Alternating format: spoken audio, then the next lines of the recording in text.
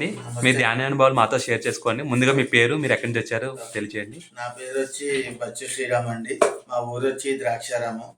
నేను 2021 నుంచి ధ్యానం చేస్తున్నాను సార్. So, okay. సో, మీకు ముందుగా ధ్యాన పరిచయం ఎలా జరిగింది సార్? మాతో మీ అనుభవాలు మా షేర్ అమ్మ చేసుకోండి. 2010 నుంచి ధ్యానంలో ఉన్నారు సార్.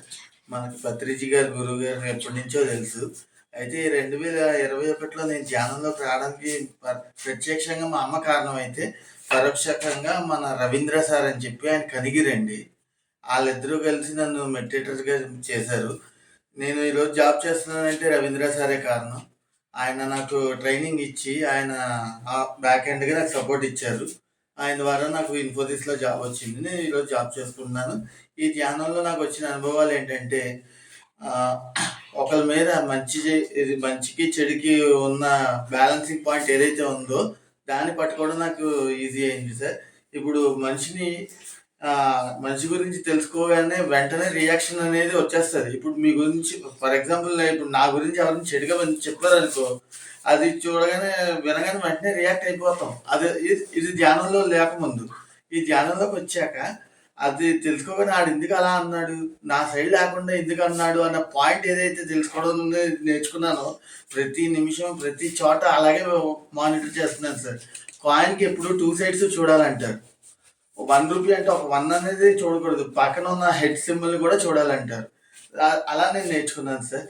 ఈ ధ్యానంలో నాకు అదొక్కటనే కాదు, చాలా అనుభవాలున్నాయి సార్. కానీ మనకి వీడియో లెంత్ సరిపోతుందో లేదో తెలీదు. చిన్న మంచి అనుభవం మా ప్రేక్షకులకు ఉపయోగపడేది ఏదైనా ఉంటే మాతో షేర్ చేసుకోండి సార్ మీ అనుభవాన్ని.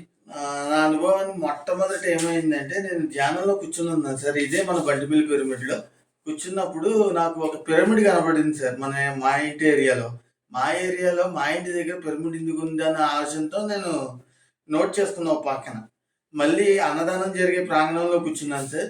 అప్పుడు మొత్తం డిజైన్ వచ్చేసింది. ఆ పిరమిడ్ యొక్క డిజైన్ వచ్చేసింది. 4 సైడ్స్ పత్రి గారి బొమ్మతో. అంటే ఒక సైడ్ వచ్చి ఆయన వెల్కమ్ చెప్తూ, రెండో సైడ్ వచ్చి ఆయన అన్నదానం చేయిస్తూ, ధ్యానం చేయిస్తూ, మూడో సైడ్ అన్నదానం చేపిస్తూ, నాలుగో సైడ్ వచ్చి సాగనంపుతూ, ఆ డిజైన్‌తో పిరమిడ్ వచ్చింది. అప్పుడు నేను వెంటనే మా అమ్మకి, రేవతమ్మ గారికి ఇద్దరికీ చెప్పాను. చాలా మంచి అనుభవం అది. నువ్వు అర్జెంట్‌గా పిరమిడ్ కట్టడం మొదలెట్టు అన్నారు. నేను ఇక్కడ బంటిమిల్లిలో డొనేషన్ కూడా కలెక్ట్ చేశాను. రేపు ఆఖరి రోజు అన్నప్పుడు ముందు రోజు నేను కలెక్ట్ చేశాను. మన బంటిమిల్లి వచ్చిన మాస్టర్స్ అందరూ సహకరించి నాకు 10,000 15,000 డొనేషన్ ఇచ్చారు అందరూ కలిసి. నేను శంకుస్థాపన ఇంకా చేయకపోవడానికి కారణం, మా పెద్దమ్మ వారి అమ్మాయికి పెళ్లి కుదిరింది. కరెక్ట్‌గా మన ఇంట్లోనే జరిగింది ఆ పెళ్లి. మొన్నటిదాకా కూడా.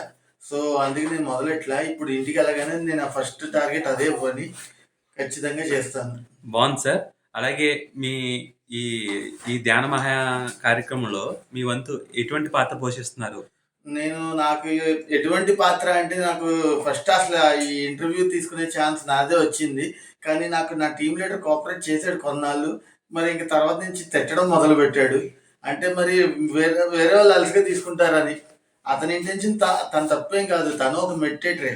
అతను మెడిటేటర్ అవ్వడం వల్లే ఇన్నాళ్ళు వర్క్ ఫ్రమ్ హోమ్‌లో నేను సాగగలిగాను. కానీ మరి వేరే వాళ్ళని అనుకుంటారు కదా! అతనికి ఎక్కువ లీనియన్స్ ఇస్తున్నాం, మాకు ఇవ్వట్లేదు అనేది. వేరే వాళ్ళ డామినేషన్ వల్ల ఇంకా తను ఏం అనలేక ఏం చేయలేక తిట్టాడు అంతే. కానీ నేను ఎప్పుడు కావాలన్నా, ఈ అబ్బాయికి ఎప్పుడు కావాలన్నా, ఇప్పుడు ఇంటర్వ్యూ చేసే అబ్బాయికి ఎప్పుడు కావాలన్నా నా వంతు నేను సహకరిస్తాను. అన్నదాన కార్యక్రమాల్లో ప్రతి చోట నేనున్నాను. అలాగే మైక్ అనౌన్స్‌మెంట్స్‌లో గాని ప్రతి చోట నేనుంటాను.